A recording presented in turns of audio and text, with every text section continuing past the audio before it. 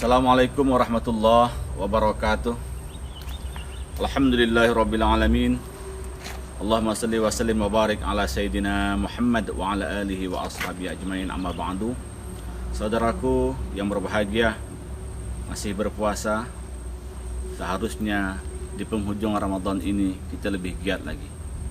Itulah yang dicontohkan Rasulullah SAW. Jangan sampai aktivitas dunia, kesibukan lain memecahkan konsentrasi ibadah kita.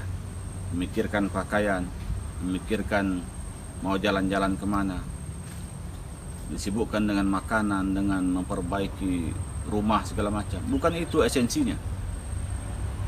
Yang kita pikirkan bagaimana Ramadan ini akan pergi, dan adakah jaminan kita akan berjumpa kembali dengan Ramadan yang akan datang. Tidak ada jaminan. Wallahi, tidak satu pun orang yang bisa menjamin kita akan berjumpa dengan Ramadan yang akan datang. Maka itu, kita manfaatkan sisa Ramadan ini dengan sebaik-baiknya, lebih khusus di penghujung Ramadan ini, di 10 akhir ini, karena diduga kuat Lailatul Qadar itu terjadi di 10 akhir Ramadan ini.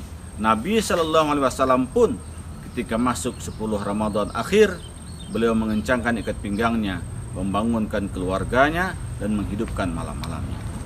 Kaum muslimin rahimakumullah, insya Allah tak lama lagi akan berlalu Ramadan ini.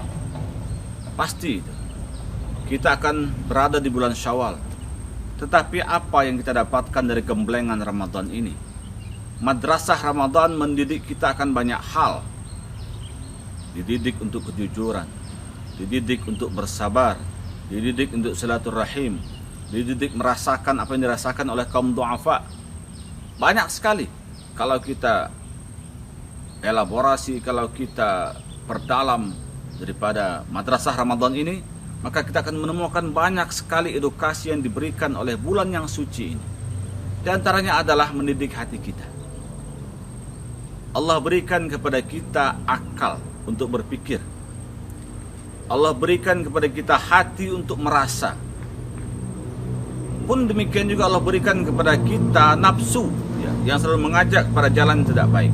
Tetapi dari pertarungan akal dan nafsu itu, kita tanya hati kita. Hatilah tempat bersemayam rasa bahagia.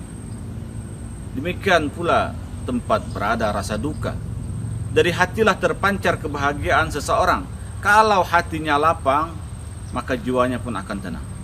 Itulah Rasulullah SAW dikatakan dalam Al-Quran, alam nashrah laka sadrak. Bukankah telah kami lapangkan hatimu wahai Muhammad? Jadi Nabi Muhammad telah lapang hatinya. Nabi Musa alaihissalam meminta kepada Allah, Rabbi syrah li sadri wa yassir li amri. Ya Allah, lapangkanlah hatiku, lapangkanlah dadaku, dan permudahkanlah urusanku. Dan hanya dengan Rasulullah SAW, Allah sendiri yang telah melapangkan. Orang yang telah lapang hatinya akan lapang jiwanya, akan tenang kehidupannya. Maka itu, di antara didikan Ramadan adalah menenteramkan jiwa kita, mengolah hati kita, jangan sampai terjatuh, terjerembab pada hal-hal yang menyebabkan penyakit hati itu. Ada banyak penyakit hati. Ada sombong atau takabur, ada riya, minta dipuji, ada ujub, merasa diri lebih hebat, ada namimah, suka menggunjing, mengadu domba orang, ada ribah, suka menggunjing. Jadi banyak sekali. Orang yang alim bisa tersungkur jatuh meskipun dia berilmu kalau hatinya rusak. Iblis berada dalam surga, tempat paling mulia, gara-gara dia merasa sombong, merasa lebih mulia dibanding Adam. Khalaqtani min nar wa khalaqtahu min tin. Engkau ciptakan aku ya Allah dari api, dan engkau ciptakan Adam dari tanah. Bagaimana mungkin aku diperintahkan untuk menghormat kepada Adam? Maka dia pun membangkang perintah Allah itu. Dia merasa lebih mulia daripada manusia.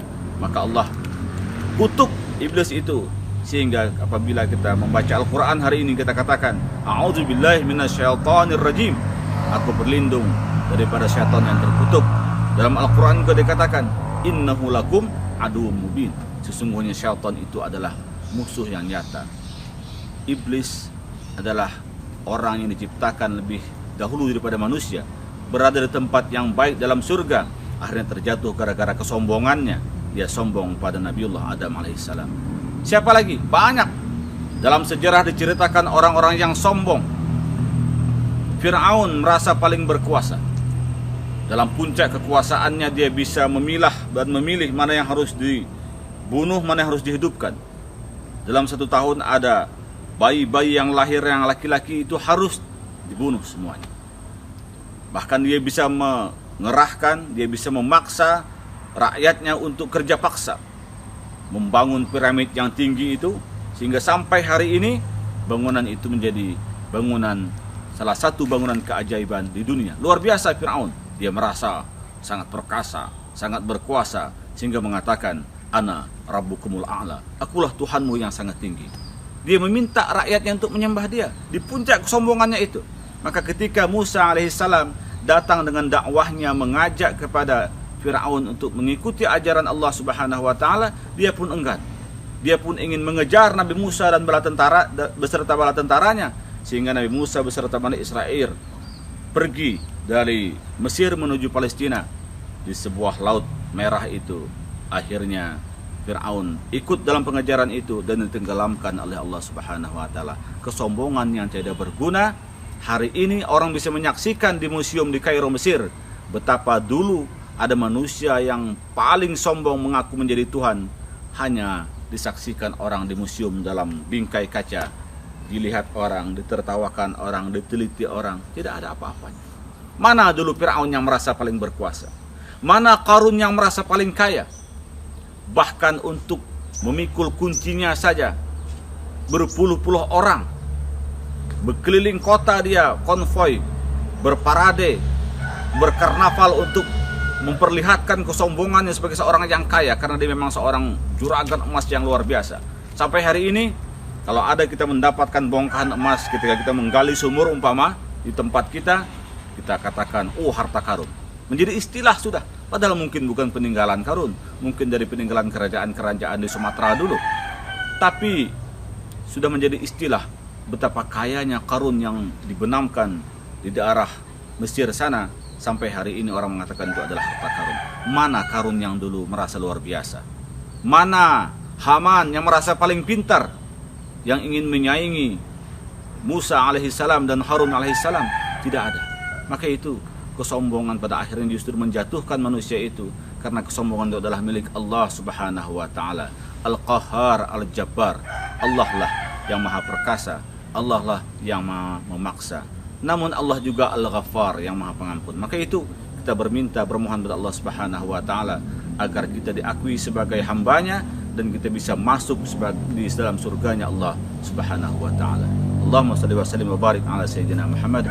Assalamualaikum warahmatullahi wabarakatuh.